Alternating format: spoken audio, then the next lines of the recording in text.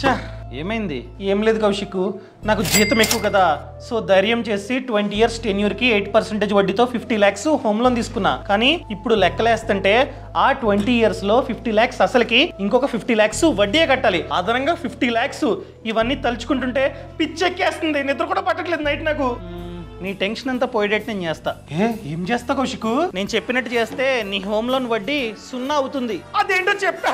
నీ జీతం మంచిగా ఉంది కాబట్టి నువ్వు ఎంతైతే హోమ్ లోన్ తీసుకుంటున్నావో దాంట్లో 0.1%, అంటే నువ్వు 50 lakhs హోమ్ లోన్ తీసుకుంటున్నావు. 50 lakhs లో 0.1% అంటే 5,000.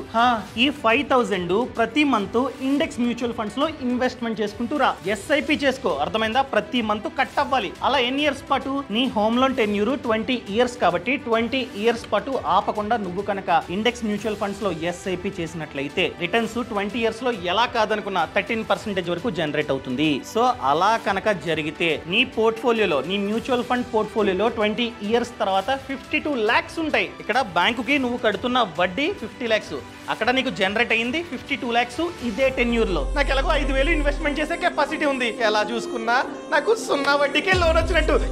ఇప్పుడు పీస్ఫుల్ గా నిద్రపోతాను. Thank you Kaushik. Boss wala. Be the boss.